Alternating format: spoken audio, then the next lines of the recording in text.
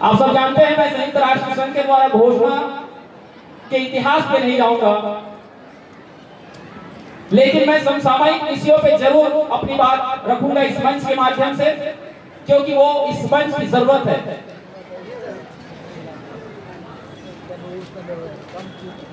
आज के इस ऐतिहासिक दिन पर पूरे दुनिया के लोग, पूरे भारत देश के लोग, पूरे छत्तीसगढ़ के लोग, जैसे कि हमारे प्रवक्ताओं ने कहा कि अपने ब्लॉक लेवल में, अपने जिला लेवल में, अपने क्षेत्र लेवल में, हर लेवल पे आज इकट्ठा हुए हैं।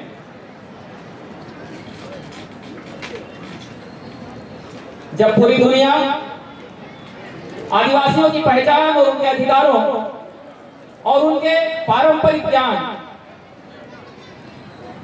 और उनकी विरासत के सम्मान के लिए जब एक साथ खड़ी हो, ऐसे समय में केवल हम नाच गान करके यहां से ना जाएं। इस दिन को एक संवेदनशीलता के साथ उन समसामयिक विषयों पर चर्चा करें और वो अवसर बनाएं जो आपके अधिकारों की रक्षा करता हो, जो आपके हक की बात करता हो, जो आपकी उन्नति की बात करता हो। समाज का आगे क्या स्वरूप होना चाहिए, समाज का आगे का आकार कैसे होना चाहिए, ये तय हो। और ये समय कम होता है 9 अगस्त के दिन, क्योंकि इसमें रैलियां भी होती है, दूर दराज से लोग आए रहते हैं, 1-2 घंटे का मंच मिलता है, उसके बाद लोग चले जाते हैं। बौद्धिक चर्चा के लिए समय कम मिलता है, लेकिन मैं कोशिश करता हूं बहुत कम समय में अपनी बातों को रख पाऊं। उन बातों को समझ बनाने के लिए मैं बस आप लोगों से एक कविता पढ़ना चाहता हूं, उससे आपको समझ में आएगा कि मैं अपने वक्तव्य में क्या कहना चाह रहा हूं। थोड़ा ध्यान देंगे, ये कविता क्या कहती है।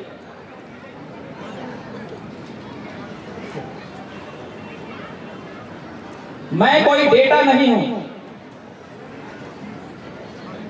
मैं कोई डेटा नहीं हूं, मैं तुम्हारा वोट बैंक नहीं हूं, मैं कोई परियोजना नहीं, ना ही कोई अजायब घर की वस्तु। एक एक शब्दों को ध्यान रखिएगा, मैं क्या कहने वाला हूं आपको अपने वक्तव्य में, ये कविता आपको पूरी करेगी।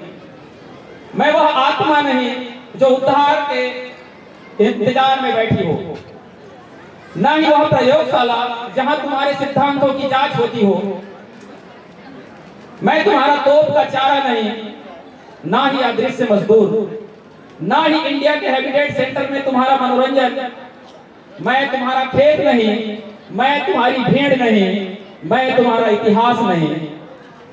तुम्हारी मदद, तुम्हारा अपराध बोध, तुम्हारी जीत के तमगे नहीं। मैं इंकार करता हूं, मैं इंकार करता हूं, अस्वीकार करता हूं, प्रतिरोध करता हूं तुम्हारे लेबल का, तुम्हारे फैसले, तुम्हारे दस्तावेज, तुम्हारी भाषाएं, तुम्हारी परिभाषाएं, तुम्हारे मॉडल, तुम्हारे नेता और तुम्हारे संरक्षक, क्योंकि ये सब मुझसे मेरा अस्तित्व, मेरा दृष्टिकोण, मेरा जगह छीनता है। तुम्हारे शब्द, तुम्हारे नक्शे, तुम्हारे आंकड़े, तुम्हारे संकेत का बनाते हैं और तुम्हें उन सिंहासन पर बिठाते हैं जहां से तुम मुझे नीचे देखते हो। इसलिए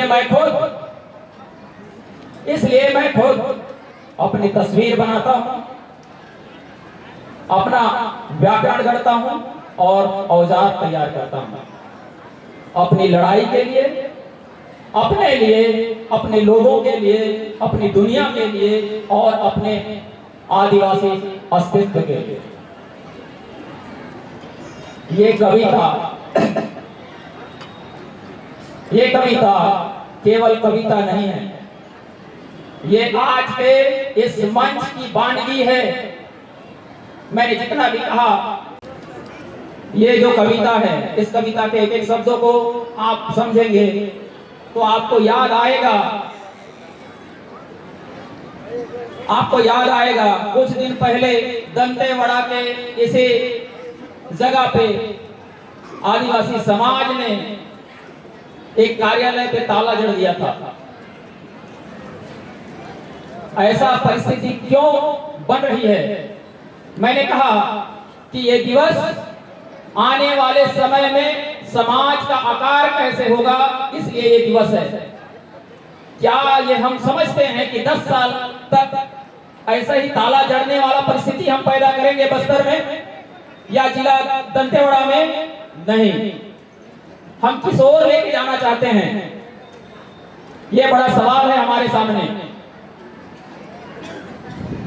आप सबको पता होगा, जब देश आजाद हुआ और आजादी के बाद इस देश को चलाने के लिए इस देश में संविधान बना और यह देश संविधान से चलता है और संविधान उसके बनाए हुए कानूनों से।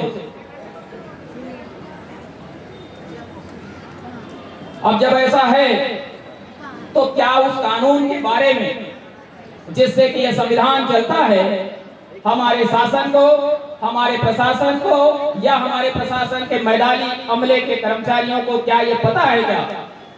तब मैं बोलूंगा, इस मंच से, भरे मन से कहूंगा कि ये कतई उनकी जानकारी में नहीं है।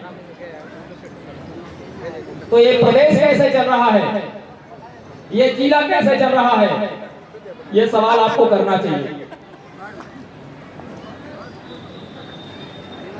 आपको थोड़ा मैं बताना चाहता हूं, जब ये देश संविधान को अंगीकार किया, स्वीकार किया, उसी समय 4 भौगोलिक क्षेत्रों को ये संविधान ने स्वीकार किया और उस संविधान 4 भौगोलिक क्षेत्रों को आपको समझना चाहिए।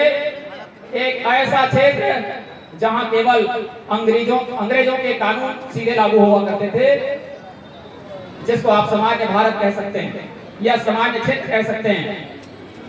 इस देश में ऐसे भी क्षेत्र थे जहां केवल आदिवासियों की बहुलता थी, जिसको आप संविधान के तरफ से संवैधानिक भाषा में उसको 6ठी अनुसूची के नाम से जानते हैं और वहां केवल आदिवासी लोग ज्यादा रहते हैं। वहां पे उनका जिला स्वशासी परिषद होता है और जिला स्वशासी परिषद, जिसको डिस्ट्रिक्ट ऑटोनॉमस काउंसिल कहते हैं, उसके मार्फत चाहे वो केंद्र सरकार का कानून हो चाहे राज्य सरकार का कानून हो, सीधा वो एडीसी में जाता है और एडीसी के माध्यम से समुदाय के विकास में, समुदाय के शिक्षा हो, स्वास्थ्य हो, रोजगार हो, सबके बारे में वो चिंतन मंथन करता है और यदि उस कानून को लागू करना है, नहीं लागू करना है, वो उस पर निर्णय लेता है और उसी के साथ वो पूरा समुदाय में वो कानून लागू होता है। एक व्यवस्था, दूसरी व्यवस्था यह भी है इस देश में, जो तीसरे प्रकार के जो क्षेत्र को स्वीकार किया गया, वो है पूरे भारत देश के ऐसे 10 राज्य, आदिवासी बहुल राज्य, जहां आदिवासियों की बहुलता 50% से ज्यादा है। उसमें से ये दंतेवाड़ा जिला भी आपका आता है, जहां आदिवासियों की बहुलता 50% से ज्यादा है। ऐसे वाले जिले पूरे भारत के 10 राज्य में हैं और उन 10 राज्यों में से छत्तीसगढ़ एक इकलौता ऐसा राज्य है जो छत्तीसगढ़ का 61% हिस्सा लेकर के शेड्यूल्ड एरिया में सबसे आगे है। मैं दूसरे शब्दों में कहूं, इसका मतलब है कि छत्तीसगढ़ में 100 में से 61% हिस्सा आदिवासी क्षेत्र है और केवल 39% हिस्सा सामान्य क्षेत्र है। 9 अगस्त विश्व आदिवासी दिवस के इस मंच से मैं आप सबको बताना चाहता हूं और ये मैसेज भी जाना चाहिए शासन और प्रशासन के पास कि छत्तीसगढ़ में जब भी पॉलिसी मेकिंग की बात होता है, जब भी नीतिगत निर्णय लेने की बात होता है, तब रायपुर में बैठ के केवल 39% हिस्से के लिए निर्णय लिया जाता है और वही 39% हिस्से का निर्णय 61% हिस्से में थोप दिया जाता है। क्या ये सही है? क्या ये सही है? बिल्कुल गलत है। यदि ऐसा है कि ये गलत है तो यहाँ के अधिकारी और कर्मचारी और जो मैदानी कर्मचारी के अमले हैं, जो अधिकारी कर्मचारी हैं, उनको ये पढ़ना चाहिए कि संविधान ने ऐसा क्यों खाका खींचा हमको क्यों बराबरी का हक नहीं माना, रायपुर के बराबर हम क्यों सही नहीं है। इसका इतिहास लंबा है, आज का दिन कम है। किसी दिन मुझे और अवसर देंगे तो मैं उस दिन लंबा बोलूंगा, क्योंकि बहुत सारे लोग मुझे जवांगा में सुने हैं, मैं 10 घंटा बोलता हूं लगातार, और 10 घंटा में आपको थोड़ा बहुत समझ में आता है। आप बोलेंगे कि 9 अगस्त में केवल 2 घंटे का समय या 1 घंटे का समय देंगे और आप पूरी व्यवस्था को बता दें, तो ये दुनिया के सबसे बड़े लोकतांत्रिक देश है, याद रखिएगा, और दुनिया के सबसे बड़े जनसंख्या वाला भी देश है। और मैंने कहा कि ये विविधता भरा देश है, यहाँ हर तरीके के धर्मावलंबियों का बसाहट है। यहाँ हिंदू, मुस्लिम, सिख, ईसाई अनेक प्रकार के पंथ संप्रदाय के लोग मिलेंगे, सबका अपना अपना रहन सहन, बोली, भाषा है। आप यहाँ जितने लोग आए हैं इस मैदान में, आप सब यहाँ के मूल निवासी। यदि आप यहाँ में हाथ खड़े करना बोलूं किसी एक धर्म का या एक संप्रदाय का, तो सबका हाथ नहीं खड़े होगा। तो इसका मतलब क्या है? फिर भी हम कहते हैं ये देश संविधान से चलता है। तो संविधान ने ही यदि ऐसा व्यवस्था खींचा है, ऐसा खाका खींचा है, तो उन परिस्थितियों को हमको समझना चाहिए और अपने से पूछना चाहिए, जानना चाहिए। मैं एक बात कहना चाहता हूं, जब ये देश आजाद हुआ और ये संविधान बन रहा था, उसी समय आपको सड़क, पानी, बिजली, रोजगार, शिक्षा, स्वास्थ्य, हर चीज के लिए निर्णय लेने का अधिकार आपको दे देना चाहिए था। ये देश धीरे धीरे चलते रहा। बाद में ये समझ में आया कि जगदलपुर से नीचे सुकमा, कोटा, बीजापुर, ये ऐसे क्षेत्र हैं जहां सांसद और विधायक हर गांव के लिए पुलिया, हर गांव के लिए शिक्षा, हर गांव के लिए रोजगार की व्यवस्था नहीं कर पाएंगे। तो करना क्या होगा? तो इसलिए कम से कम उनको स्थानीय लेवल पे अपनी रोजगार की व्यवस्था करनी चाहिए, स्थानीय लेवल पे उनको शिक्षा का व्यवस्था करना चाहिए। और इसलिए 1990 के दशक में इस देश में 2 बड़े बदलाव हुए, याद रखना सब लोग। और वो बड़े बदलाव है, इस देश में पहला उदारीकरण की नीति लाई, आर्थिक सुधारों के नाम पे। आपको कहा गया कि हम यहाँ सड़क देंगे, पानी देंगे, बिजली देंगे, शिक्षा, स्वास्थ्य देंगे। उस समय उदारीकरण की नीति का मतलब है, आपके बड़े सख्त कानून हुआ करते थे, आदिवासियों की जमीन कोई बाहरी व्यक्ति ले नहीं सकता था, खरीद नहीं सकता था। 90 के दशक की बात कर रहा हूँ। और वो सारे सख्त कानून को शिथिलता बरतते हुए उदारीकरण की नीति के चलते आर्थिक सुधारों के नाम पर तब्दील किया गया, शिथिल बरता गया और उद्योग धंधों को इधर लाया गया बस्तर में। ठीक उसी समय इस देश में दूसरा बड़ा बदलाव हुआ, वो था सत्ता का विकेंद्रीकरण। और सत्ता का विकेंद्रीकरण मतलब समझना है इस मंच को कि पावर को डिसेंट्रलाइज करना, नीचे पेरिफेरल यूनिट में देना। जैसे दिल्ली में संसद अपना निर्णय लेता है, पूरे देश के लिए कानून बनाता है, जैसे राज्य में बैठ के विधानसभा सारे राज्य के लिए, अपने राज्य के लिए नियम कानून बनाता है, वैसे ही संसद ने कहा कि हम अपनी पावर गांव को देना चाहते हैं। गांव अपना सड़क, पानी, बिजली, रोजगार, शिक्षा, स्वास्थ्य सब का निर्णय गांव वाले ले, हमें कोई आपत्ति नहीं होगी, गांव वाले खुद ही निर्णय ले लें। जब ये बात हुआ 1990 के दशक में, तो इसके लिए कोई ऐसा खाका ही नहीं था इस देश में कि गांव को कोई अथॉरिटी माना जाए, गांव को कोई प्राधिकारी माना जाए, ऐसा कोई व्यवस्था नहीं था। इसलिए इस संविधान में मैंने कहा यह देश किससे चलता है? संविधान से।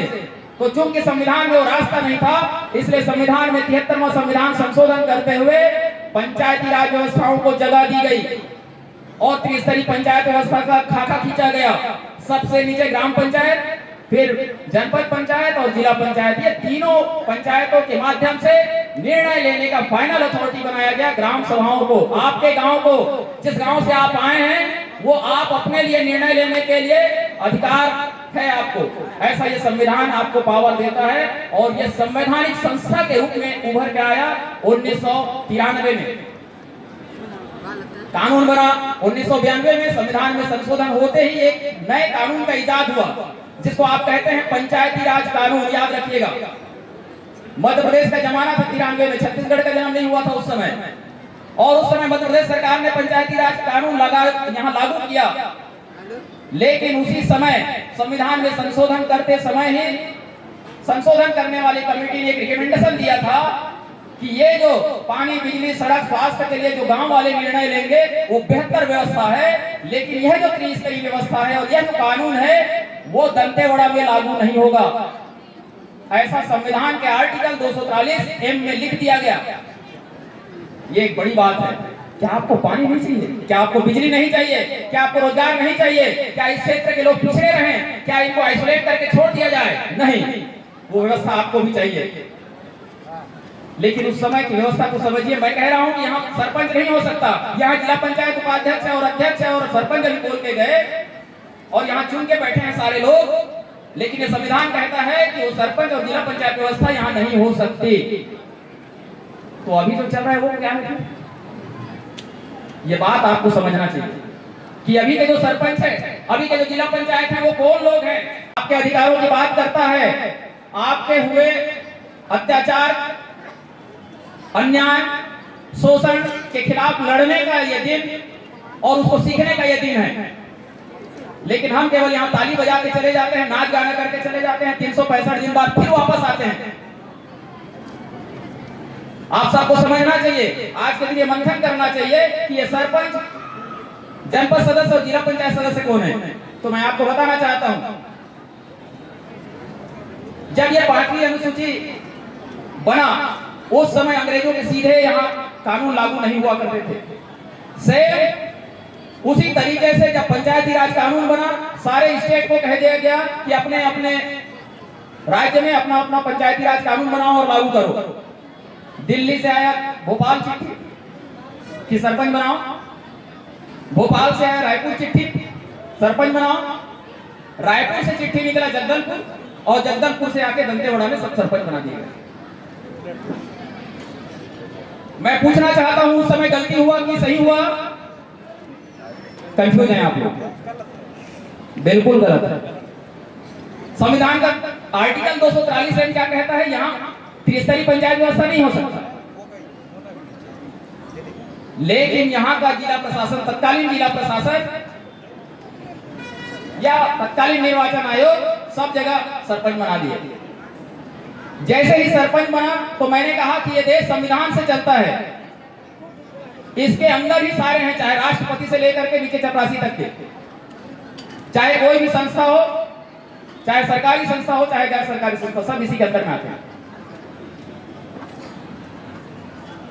जब सरपंच बन गए तब देश में हो हल्ला हुआ और लोग बोले कि सरपंच तो यहाँ दंतेवाड़ा में नहीं हो सकता, बीजापुर में नहीं हो सकता, ये आप कैसे बना दीजिए, कैसे बनाए? लोग कोर्ट चले गए, कोर्ट ने कहा सरकार को कि आप ये कैसे बना दिए, ये संविधान का अवहेलना है। जवाब में सरकार ने कहा कि ये जो सरपंच है उनके पास दो ही ऑप्शन था, सर, या तो सरपंच को माफी मांग के हटा देना, उनके पद से बैठा देना, जो कि तत्कालीन सरकार ऐसा नहीं कर सकती थी क्योंकि वोट बैंक का माजरा था, और इसलिए सरकार ने कहा कि ये जो हुई गलती है, ये हमसे चूक हो गई है, उस चूक को हम कैसे सुधार सकते हैं, इसको कैसे लीगल फ्रेम में बिठा सकते हैं, इसको कैसे लीगलाइज कर सकते हैं, इसकी व्यवस्था बताइए। तो इसकी व्यवस्था कौन बताएगा? संविधान के आर्टिकल 243 एम पैरा 4 में लिखा है, वो कहता है कि इस क्षेत्र में पंचायती राज व्यवस्था लागू नहीं होगी, लेकिन यदि इस व्यवस्था को शेड्यूल्ड एरियाओं में भी यदि विस्तार करना है, बढ़ाना है, आगे बढ़ाना है, तो उसके लिए आपको अपवाद और रूपांतरण के अधीन कानून बनाना पड़ेगा। तो ये अपवाद और रूपांतरण होता क्या है? जब ये बात आया कि अपवाद और रूपांतरण कौन बताएगा, उसके लिए संसद ने एक कमेटी बनाई 22 सदस्यों की, जिसके अध्यक्षता किए दिलीप सिंह भुरिया जी। 1994 में दिलीप सिंह भुरिया जी की कमेटी बनी और एक साल के अंदर में 1995 जनवरी में उन्होंने रिपोर्ट सौंपा संसद को, जिसको आप भुरिया कमेटी का रिकमेंडेशन भी कहते हैं। ये आपको गूगल में सब मिल जाएगा जो मैं कह रहा हूं। और उस भुरिया कमेटी के रिकमेंडेशन के आधार पर केवल और केवल एक 1.5 पन्ने का कानून आया। कितने पन्ने का? 1.5 पन्ने का। ये सुन के आपको ताज्जुब नहीं लगता कि कोई 1.5 पन्ने का भी इस देश में कोई कानून है? और वह कानून जहां आदिवासियों की बहुलता हो, उसके लिए केवल आपको 1.5 पन्ने का कानून दे दिया गया। मैं बहुत सारे कानून देखता हूं, पढ़ता हूं, सारे कानून इतने मोटे मोटे होते हैं, लेकिन संसद ने केवल 1.5 पन्ने का कानून दिया और यह कहा कि इस 1.5 पन्ने के मार्फत राज्य में जहां जहां शेड्यूल्ड एरिया है, अनुसूचित क्षेत्र हैं, उन क्षेत्रों के सारे नियम कानून जो एग्जिस्टिंग रूल्स रेगुलेशन होंगे, उन सारे कानूनों को बदलाव कर डालो। पेशा कानून में केवल 5 धारा है, 5 धारा ने 5वें धारा ने कहा कि यदि इस क्षेत्र में चाहे पुलिस का कानून हो, न्याय का कानून हो, राजस्व का कानून हो, पानी का कानून हो, स्वशासन का कानून हो, चाहे खुद पंचायती राज ही क्यों ना हो, वो सारे कानून ये 1.5 पन्ने के अनुसार सुधर जाए। यदि 1.5 पन्ने के अनुसार नहीं सुधर सकते तो इस क्षेत्र में नहीं चल पाओगे। ये पेशा कानून की धारा 5 स्पष्ट कहता है। तो क्या सारे कानून सुधर गए? नहीं। और इसीलिए आदिवासी समाज हमेशा रोड में रहता है, सड़क में रहता है, रैली धरना करता है। क्या आप लोग ये आंकड़ा तय किए हैं कि ऐसा जब जलसा करते हैं, ऐसा सभा करते हैं, कितना खर्च होता है? बहुत छोटा आंकड़ा मैं बताता हूं आपको समझ बनाने के लिए। हर एक जिले में एक कार्यक्रम में 30 से 35 लाख खर्चा होता है। कितना होता है? कितना लाख? 30 से 35 लाख। कटे कल्याण में हो रहा है, गीदम में हो रहा है, दंतेवाड़ा में हो रहा है, किरंदुल में हो रहा है, बारसूर में हो रहा है, ऐसे सरगुजा के सारे क्षेत्रों में हो रहा है, ऐसे राजस्थान में हो रहा है, ऐसे झारखंड में हो रहा है। खर्चा की बात करेंगे, आपका पसीना छूट जाएगा। आदिवासी समाज गरीब है, आदिवासी समाज शोषित है, ये पैसा आता कहां से? व्यवस्था में गड़बड़ है। कविता को यदि ध्यान में पढ़े होंगे तो ये व्यवस्था में गड़बड़ है। आप करोड़पति हैं लेकिन आपको दिखता नहीं है, व्यवस्था आपको दिखाती नहीं है। लेकिन वो 1.5 पन्ने ने कहा, पेशा के 1.5 पन्ने ने कहा कि ये सारे कानून जो इस क्षेत्र में पहले से लागू हैं, 24 दिसंबर 1996 के पहले जिस दिन राष्ट्रपति ने साइन किया, उसके पहले के सारे एग्जिस्टिंग रूल्स रेगुलेशन में संशोधन होंगे। तो आप जो मैं कह रहा हूं, कहीं संशोधन हुआ कि नहीं हुआ? ये मेरी किताब में मैंने लिख दिया है, लंबा नहीं बोलूंगा, जिनको जरूरत रहेगा लेके आप पढ़ सकते हैं। लेकिन फिर भी मैं उदाहरण के तौर पे कहता हूं कि मैं इस बात को क्यों कह रहा हूं इस बड़े मंच में। जमीन यदि गैर आदिवासी छल से, कपट से, धोखा से, धड़ी से यदि ले लिया था तो पहले एसडीएम को सुनने का अधिकार था। लेकिन 1.5 पन्ने ने कहा अब ग्राम सभा सुनेगी और ग्राम सभा को यह पावर होगा यदि उसके संज्ञान में आता है कि गैर आदिवासी की जमीन को छल कपट से ले लिया है तो वह ग्राम सभा खुद ब खुद उसको वापस करा देगी। यहां सब ग्राम सभा के लोग आए हैं, ये बात आपको पता है क्या? हाथ खड़े करके बताएं तो कितने लोगों को पता है? मैं देखना चाहता हूं, बस सब लोग देख सकते हैं। 10-20 हाथ से ज्यादा नहीं होगा। जो जवांगा में बैठे थे वही लोग हाथ खड़े कर रहे हैं। अधिकारी कर्मचारियों का किसी का हाथ खड़े हुआ क्या? नहीं। व्यवस्था में गड़बड़ है।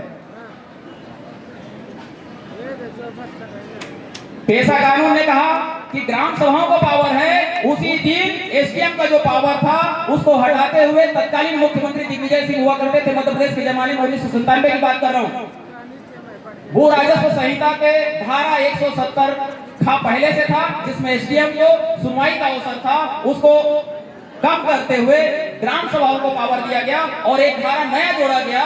170 खा पहले से था, उसमें 2 का जोड़ दिया गया और 2 का जोड़ते हुए एलआरसी ने कहा पेशा कानून के पावर से कि अब यदि ग्राम सभा खुद ब खुद आदिवासियों की जमीन को कब्जा दिला सकता है, यदि असफल हो जाता है वो अपने काम में, ठीक है ना, तो ऐसे समय में एसडीएम को आदेश देगी।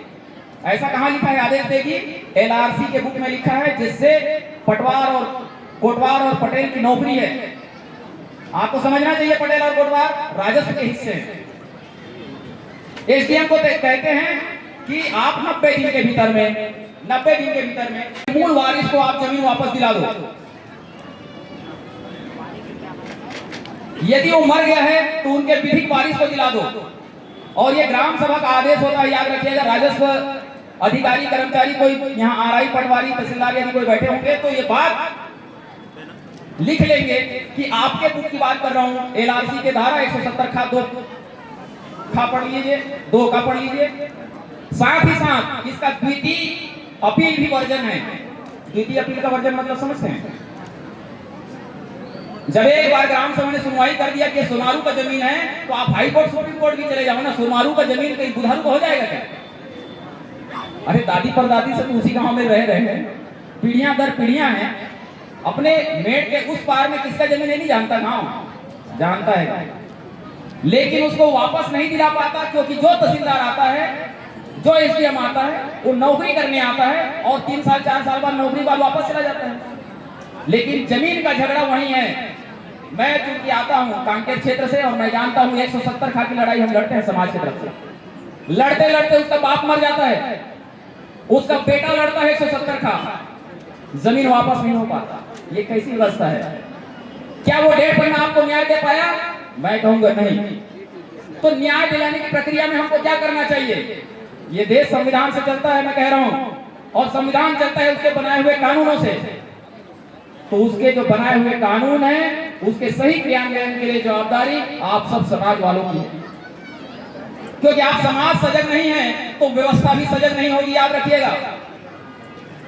और जिस दिन समाज सजग है उस दिन व्यवस्था आपके अनुसार संचालित होती है। मैं एक उदाहरण देता हूं छोटा सा। लोग बोलते थे कि यदि नगर पंचायत बन गया तो नगर पालिका बनेगा, नगर पालिका बन गया तो नगर निगम बनेगा। ऐसा सुनने में आपको आता था। जब हम बोलते थे कि ये देश संविधान से चलता है, आपका नगर पंचायत गैर संवैधानिक संस्था है शेड्यूल्ड एरियाओं में। ये मैं बड़ी बात कह रहा हूं सबके लिए, नोट कर लीजिए। नगर पंचायत शेड्यूल्ड एरियाओं में 1996 के बाद से, 1993 के बाद से जब ये संविधान संशोधन हुआ, उसके बाद से गैर संवैधानिक संस्थाएं हैं। हमने कहा कि यहां ऐसा संचालित नहीं हो सकता। लोग विश्वास नहीं करते थे ये कैसे हो जाएगा, लेकिन मैं उसके विश्वास को सब बचेली के लोग जानते हैं। कोई बचेली नगर पंचायत से जो अलग हुए हैं वो यहाँ आए हैं, क्या हाथ खड़े करेंगे? इनको कोई ऐसा सुविधा मुहैया नहीं हो पाता था जो इनके विकास के लिए जरूरी है, चाहे वो शिक्षा हो, रोजगार हो, स्वच्छता हो, पानी हो, बिजली हो। क्या ये सुविधा पहले मिलता था? नहीं मिलता था। और टैक्स लिया जाता था पालिका से, मतलब महावचाल नाटे मुनेन ग्राम नगर पालिका के मत्ता ता निधि नियम कानून के पड़े मासमान मोम वेंड ग्राम पंचायत बना कितो, और ग्राम पंचायत बना की स्मान अब व्यवस्था मतलब ग्राम सभा ते बच्चों विषय ते मन की अधिकार दौरकता अधिकार तो नहीं हो इनको मुंबई। मैं केवल छोटा उदाहरण दे रहा हूं क्योंकि समय आपके पास कम है। आज कभी बचेली में मुझे अवसर देंगे, 10 बजे से हम स्टार्ट करेंगे बोलना, 5 बजे तक बोलेंगे, जिनके सवाल जवाब होंगे हम उसके उत्तर देंगे। लेकिन आज कम है। मैं इसलिए कहना चाहता हूं कि समस्या गिनाने के लिए बहुत है इस देश में, समस्या गिनाने के लिए बहुत है इस समाज में, समस्या गिनाने के लिए बहुत है प्रशासन के पास बचने के लिए। वो आपको बहाने दर बहाने बताएगा। लेकिन ये लोग संघर्ष किए और आज इनको संविधान के 11वीं अनुसूची के 29 विषय मिले। कितने विषय? 29 विषय मिले, जो कि अर्बन एरिया में 12वीं अनुसूची के केवल 18 विषय मिलते थे। आज ये खुद निर्णय ले रहे हैं। आज रोजगार गारंटी मिलता है कि नहीं? मिल रहा है। इनको रोजगार गारंटी मिल रहा है, ज्यादा नहीं तो 100-200 जितना भी रोजगार गारंटी का पैसा मिलता होगा इनके रोजगार के लिए जरूरी है। क्योंकि आप इसको तो स्थानीय रोजगार दे नहीं रहे। एनएमडीसी देता है क्या रोजगार स्थानीय लोगों को? देता है क्या? नहीं देता। यदि देता तो ताला नहीं चढ़ता। व्यवस्था सुधार होगी, समाज यदि संविधान के मार्फत आगे बढ़ेगा। और मैं कहना चाहता हूं कि वो आज 9 अगस्त विश्व आदिवासी दिवस 2025 को सर्व आदिवासी समाज इकाई दंतेवाड़ा ने ऐसे क्या क्या बिंदु इन समस्याओं को दूर करने के लिए रखा है, वो मैं थोड़ा सा आपको बताना चाहता हूं, फिर अपनी बात समाप्त करूंगा। क्योंकि मुझे पेशा के बारे में बोलने कहा गया था, पैसा एक लंबा चैप्टर है, आपको दिन भर बैठना पड़ेगा। आप बचेली बोलेंगे, किरंदुल बोलेंगे, मैं आने के लिए तैयार हूं, लेकिन दिन भर बैठना पड़ेगा। एक हाथ खड़े करके पूछना चाहता हूं, इससे समझ में आएगा मैं ऐसा क्यों कह रहा हूं। जितने भी यहां श्रोतागण हैं, जितने मेरे साथी हैं, हाथ खड़े करके मुझे बताएं कि जिस दिन ये देश में पैसा कानून लागू हुआ 24 दिसंबर 1996 से लेकर 9 अगस्त 2025 तक, इन 27-28 सालों में हाथ खड़े करके बताएं कितने लोग वो 1.5 पन्ने को पढ़े हैं। हाथ खड़े करके बताएं। 1 2 3 यहां तक कि मैं कहना चाहता हूं इस मंच के माध्यम से, अधिकारी कर्मचारी भी उस 1.5 पन्ने को नहीं पढ़े हैं। मैं खुले मन से कह रहा हूं, आप ना वो कानून प्रशासन पढ़ा, ना शासन उस कानून को मानना चाहता है। आपका डिमांड क्या है? आप कहते हैं पैसा कानून लागू करें, आप कहते हैं पैसा कानून के अनुसार ग्राम सभाओं को ये पावर हो। कागज में लिख दिया गया है, लेकिन वो कागज आप तक नहीं पहुंच रहा है। वो कागज के अधिकार आप तक नहीं पहुंच रहे हैं, और आप उन्हीं अधिकारों के लिए रोज रैली धरना करते हैं। क्या समाज का काम यही रह गया? केवल रैली धरना करेंगे, केवल कलेक्ट्रेट घेराव करेंगे, केवल ऑफिसों में ताला जड़ेंगे? हम समाज को क्या आकार देना चाहते हैं? ये 9 अगस्त का आज का पहला थीम है। संयुक्त राष्ट्र संघ ने कहा कि जो आर्टिफिशियल इंटेलिजेंस है, जिसको एआई कहते हैं, आज गूगल में आप जितना मैं बोल रहा हूं सारा गूगल में है। आप जो जितना मैं रेफरेंस दिया हूं आप गूगल में खोजेंगे, सब मिलेगा। ये कोई नई बात नहीं है। क्या ये समाज उस ओर जाएगा? नहीं। ये कहता है, आज का जो थीम है कि आदिवासी अधिकारों के साथ में ये समाज को कैसे आकार देना है, कैसे स्वरूप देना है, उसमें एआई का क्या भूमिका हो सकता है, उस पर मैं लंबा बोल सकता हूं, लेकिन आज का समय कम है, मैं उस पे नहीं जा रहा हूं। मैं जो व्यवस्था इस मंच ने दिया, जो शासन प्रशासन को जाएगा ये बात, वो मैं कहना चाहता हूं। समाज ने तय किया, और समाज ने तय करते हुए 3 नीतिगत बदलाव चाह रहे हैं आज के मंच से। 3 नीतिगत बदलाव, अधिकारी कर्मचारी होंगे, शासन प्रशासन के नेता होंगे, तो जरूर सुन लें। और ये 3 बदलाव में सबसे पहला बदलाव है नीतिगत बदलाव, कानून में बदलाव। दूसरा है प्रशासनिक बदलाव, जिसमें आपको नौकरियों में ढांचा को बदलना पड़ेगा। तीसरा बदलाव आर्थिक ढांचे में बदलाव। और ये तीनों में से हमारे और वक्ता है, वो आपको कुछ बात बोलेंगे इन्हीं में से, लेकिन मुख्य रूप से मैं कह देना चाहता हूं, ये जितनी समस्या उपज के आ रही है, उन समस्याओं का यदि समाधान शासन भी चाहता है, प्रशासन भी चाहता है, और समाज भी चाहता है, तीनों कड़ी हैं, तीनों के समन्वय व्यवस्था से ही ये समस्या सुधर सकती है। यदि तीनों में समन्वय नहीं होगा तो हम केवल संघर्ष हमारा बढ़ेगा, लड़ाई धरना आंदोलन बढ़ेंगे। पहला बदलाव है जनजाति सलाहकार परिषद होती है, सारे 10 राज्यों में है ये। जहां अनुसूचित क्षेत्र है वहां 10 राज्यों में जनजाति सलाहकार परिषद होते हैं, और जनजाति सलाहकार परिषद में हमारे चुने हुए विधायक उसके मेंबर होते हैं। ऐसे हमारे क्षेत्र के 15 विधायक इस परिषद के मेंबर होते हैं। उनकी जिम्मेदारी क्या है? उनकी जिम्मेदारी क्या है उन विधायकों की? जो जनजाति सलाहकार परिषद के सदस्य हैं, उनकी जिम्मेदारी है कि शेड्यूल्ड एरिया में कौन से कानून लागू होने चाहिए, कौन से कानून लागू नहीं होने चाहिए, किस स्तर तक का कानून लागू होना चाहिए, कौन से नियम यहाँ लागू नहीं हो सकता, ये निर्णय लेने का अधिकार है। ये मंच आज ये चर्चा करके निर्णय लिया है कि जनजाति सलाहकार परिषद के ढांचागत बदलाव होना जरूरी है, पहला। दूसरा है जिला स्वशासी परिषद का डिमांड करता है, ये लंबे समय का डिमांड है हमारा, और उसमें से ये दंतेवाड़ा जिला का भी निर्णय है सर्वसम्मति से कि डिस्ट्रिक्ट ऑटोनॉमस काउंसिल का डिजाइन इस जिले में होना चाहिए। दूसरा है आंध्र प्रदेश भू हस्तांतरण अधिनियम 1970, इसको हम बोलते हैं एनटीआर, शॉर्ट फॉर्म में एनटीआर, जैसे पैसा मैंने कहा। इसका मतलब है कि हमारे क्षेत्र में आदिवासी क्षेत्रों के जमीन के संरक्षण के लिए एक भी कानून नहीं है। यदि ऐसा कानून होता, बहुत सारे लोग कहते हैं समता जजमेंट है, मैं बताना चाहता हूं समता जजमेंट हर प्रकरण में लागू नहीं होता। ये हमारे लोगों को पता होना चाहिए, प्रशासन को पता होना चाहिए।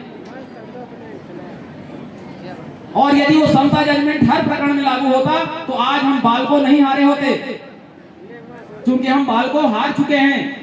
और इसलिए मैं कहना चाहता हूं, जितने भी एग्जिस्टिंग रूल्स रेगुलेशन है वो आपके जमीन को बचाने के लिए सक्षम नहीं है। तो हमें क्या चाहिए, जैसे आंध्र प्रदेश में जो लैंड रेवेन्यू कोड है, सॉरी लैंड ट्रांसफर रेगुलेशन है, वैसे ही छत्तीसगढ़ सरकार भी हमको बना के दे। दूसरा है, आदिवासियों के जमीन को गैर लोग खरीद रहे हैं, चाहे उसको पैसा लगा के हो, चाहे उसके नौकर के नाम पे हो। मैं पूरे छत्तीसगढ़ में अलग अलग एरिया में जाता हूँ, अलग अलग प्रदेशों में जाता हूँ, अलग अलग प्रदेशों में मैं ट्रेनिंग देने जाता हूँ, सबकी समस्या सुनता हूँ। इसलिए मैं कह रहा हूँ इस बात को कि आदिवासियों की जमीन धीरे धीरे कम होती जा रही है। आपका पहचान आपका टेरिटरी है, नहीं तो आपको दिल्ली में छोड़ दिया जाए, आप बोलते रहो आदिवासी हो आदिवासी हो।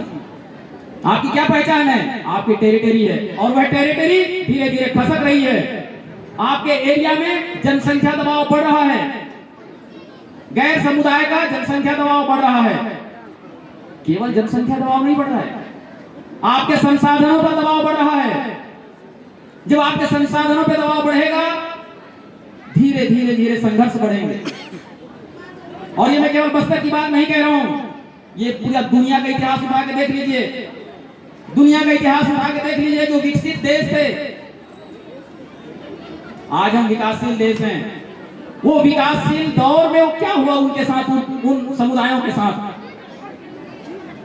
हम केवल संस्कृति बचाने के लिए यहां नहीं आए, हमारे अस्तित्व का सवाल है। और वो कब बचेगा, जब आपके लिए बेहतर कानून हो।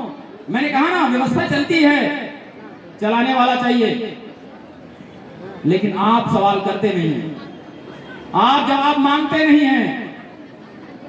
आपको जवाब मांगना चाहिए, व्यवस्था चलेगी आपके अनुसार। अगला बदलाव हम चाहते हैं, जनजाति अनुसूचित जनजाति घटक, जिसको आप पीएसपी कहते हैं, परियोजना मद कहते हैं। इसके लिए छत्तीसगढ़ में कोई कानून नहीं है, इसके लिए कोई नियम नहीं है कि आदिवासी परियोजना का राशि कैसे खर्चा हो, कौन करेगा, किस स्तर पे करेगा, कौन सा काम कलेक्टर करेगा, कौन सा काम गांव करेगा, कौन जिला पंचायत करेगा, कोई नहीं है, कौन सा विभाग करेगा, कोई पता नहीं है। पीएसपी के बारे में हम लंबा चर्चा कर सकते हैं बाद में, खास करके समाज वालों के साथ ये करना जरूरी है, हम बाद में आएंगे और बात करेंगे। लेकिन हम क्या डिमांड कर रहे हैं आज, ये डिमांड इस मन से उठना चाहिए कि जो भी आपके टीएसपी का राशि है, जो आप खर्चा करते हैं हमारे लिए, शिक्षा में, स्वास्थ्य में, रोजगार में, सड़क में, पानी में, बिजली में, उसके लिए एक निर्धारित नियम बना दीजिए।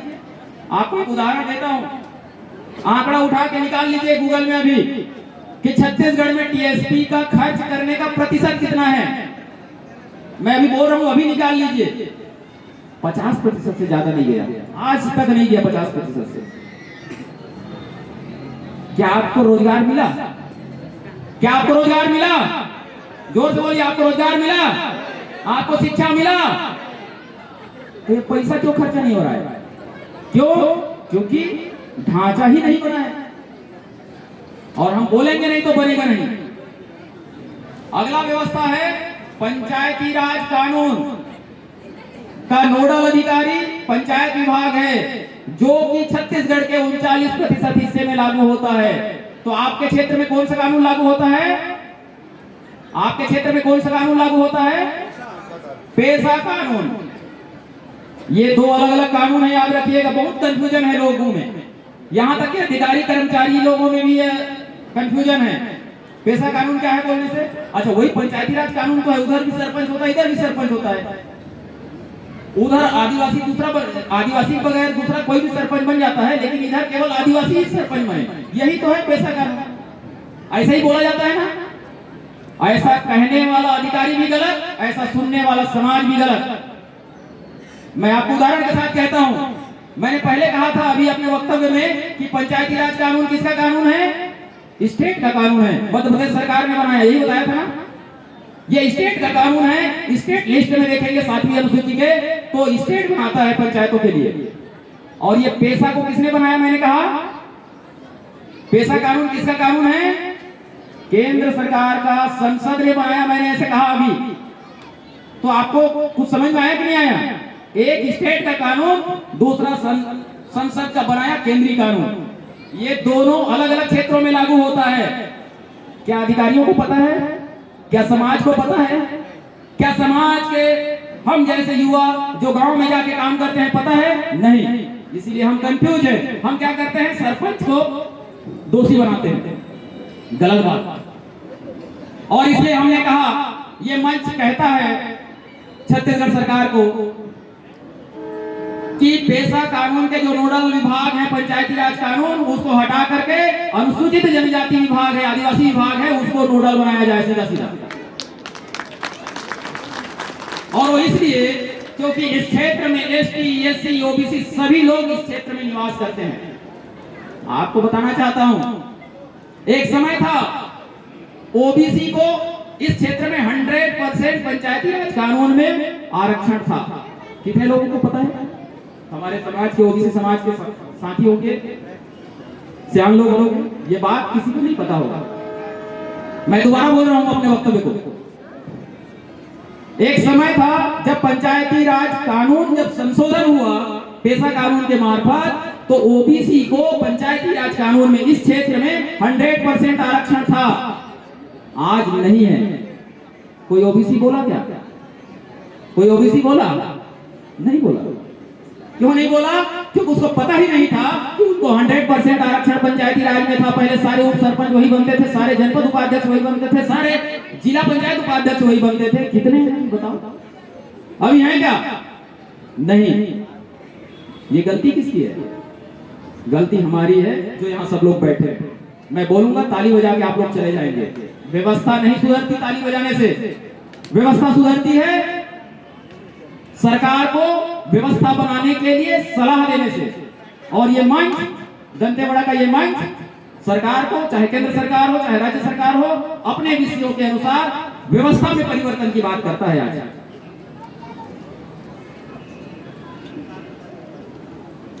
दूसरा बड़ा बदलाव हम चाहते हैं, क्योंकि एक पर्ची आ गया है मेरे पास, समय कम है करके, लेकिन मुझे बोलना तो बहुत है। मैं जानता हूं कि आपकी जानकारी कम है, इसलिए मुझे बताना ज्यादा जरूरी है, लेकिन समय साथ नहीं दे रहा है। फिर भी मैं कम करता हूं। हमारे जो और वक्ता आएंगे वो लोग आपको बताएंगे कि प्रशासनिक ढांचा में क्या बदलाव होना चाहिए। मैं केवल कानूनी ढांचा में बदलाव की बात करता हूं और फिर अपनी बात रखूंगा।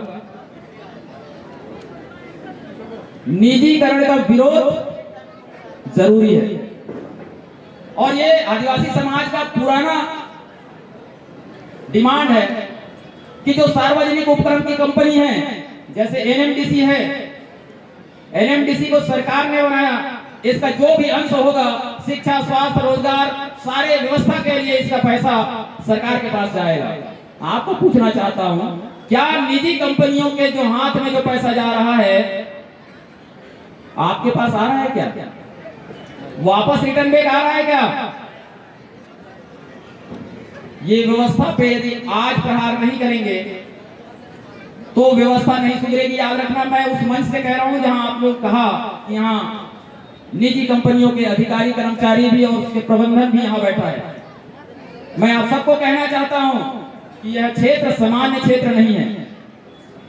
यह क्षेत्र अनुसूचित क्षेत्र है, और अनुसूचित क्षेत्रों के लिए संविधान में अलग जगह है और उसके लिए अलग ही नियम कानून है। ये बात प्रबंधन को समझना चाहिए। अगली एक बात रख के फिर अपनी बात समाप्त करूंगा। एक समय था जैसे कनिष्ठ चयन बोर्ड हुआ करता था जगदलपुर में, और एक होता था सरगुजा में। इससे इस क्षेत्र के लोगों को स्थानीय भर्ती पे अवसर मिलता था। तृतीय चतुर्थ वर्ग के कर्मचारी नौकरी में आते थे। आपको बता दूं, पेशा कानून ने स्थानीय भर्ती को आगे बढ़ाया। मैं एक उदाहरण देता हूं, आपको समझ में आएगा कि पेशा कानून कैसे स्थानीय भर्ती को आगे बढ़ाया। यहां बहुत सारे लोग होंगे, मैं हाथ खड़े करवाऊंगा तो सब हाथ खड़े करेंगे। जब पेशा कानून इस एरिया में लागू हुआ तो स्थानीय भर्ती को आगे बढ़ाया, और उन्होंने कहा कि ग्राम पंचायत का सचिव कौन होगा, तो रायपुर से कोई आया है क्या सचिव? रायपुर से कोई सचिव बना है क्या? ग्राम पंचायत का सचिव कहां से बना? उसी गांव से बना। आंगनबाड़ी कार्यकर्ता कहां से बना?